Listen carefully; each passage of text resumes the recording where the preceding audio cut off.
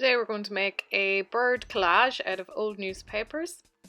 So you will need old newspapers, magazines, catalogues or paper that you've coloured in yourself so that you can rip it up. You'll need glue, a glue stick, brush or lollipop stick for spreading glue, A4 paper and scissors.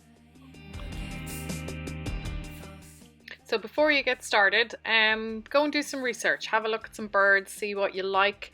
I know there's lots and lots of different websites. You can even just look at Google Images and have a look at birds or bird art, and see what you fancy. So you're going to have to look through your magazines and find any interesting colours and textures. You want to get a lot of variety of textures here because you think about the feathers and the colours that you would find on a bird. So cut out as big or rip out as big as pieces as you can. And just make a pile. Now you're not going to need loads, but you will need enough to kind of fill an A4 page. So keep going and give yourself a little kind of bank of paper to play with. So really we're going to be using the cut up paper like our paint or like our markers. It's going to be the colour that goes on the page. But do ask your mum and dad before you cut it. No. Just in case it's a magazine you were keeping for something else. But I'm sure everybody has. Now, even if you don't have magazines, what you could do, so this is just regular printer paper, you know, nothing fancy here, we're just using what we've got at home. Even if you don't have any magazines at all, even if you have a bit of newspaper with a bit of colour on it, or get the newspaper and paint some colour on. Everybody has a bit of paint at home, or use chalk or use crayons or colour, just colour big blank pages of colour, and then you can rip them up to do this. Now that you have all your paper ready, you're going to start arranging your bird on the page. So a lot of the kids that come to the Saturday class love owls. So that could be quite good, but look at that straight away. I think I've struck gold with that. Just looks like a bird's eye already, doesn't it? So we've got and I think these could be really nice to make nice big wing shapes. So you're gonna like place all your pieces down and get them all stuck in. So I think I might even give this guy a wing up through the back as well. Looks a bit like a lizard. It does actually. Do you know what? I need to give him a beak until he has a beak, or she has a beak. I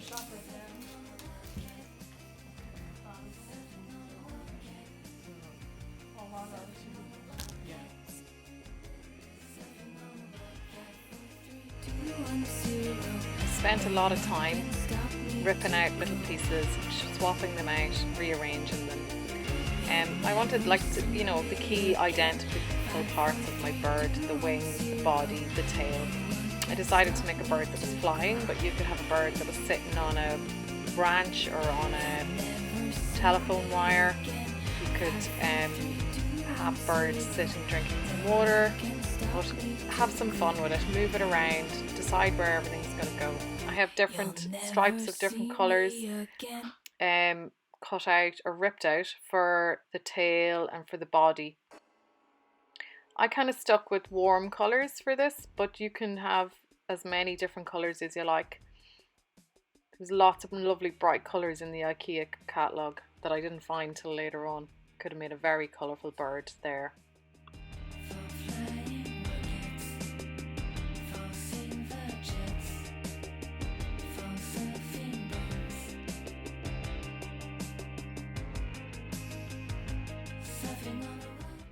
I worked from one end to the other, gluing each piece onto the page. I didn't worry too much about the wings peeking over off the edge, but I wanted to make sure each piece of paper was well stuck down as I went along. Even as I was gluing them down, I changed my mind about where some pieces would go, and I found areas where I actually wanted to stick more. I really enjoyed making this. I hope that you do too.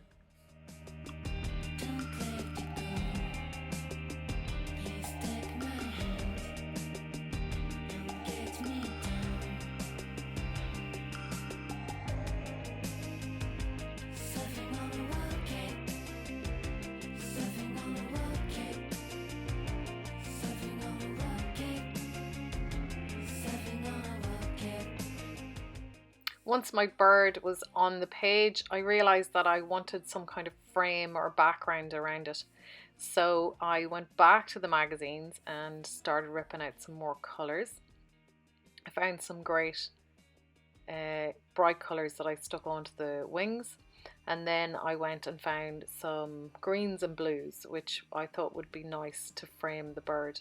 Now you could do this before you put your bird down, or like do the background, glue that all down first and then arrange your bird on top. I quite like doing it this way. I'm quite happy with the result. When my bird was finished, I took a marker and put in some small details just on his beak and some lines among the tail feathers, but you may or may not need to do this. To finish off, I turned my page over and I trimmed any extra from the background off. Be careful not to cut any of your wings or tail feathers that are sticking over the edge. I would really love to see what you guys make. Please send them to me and I can add them to our gallery on the Facebook page.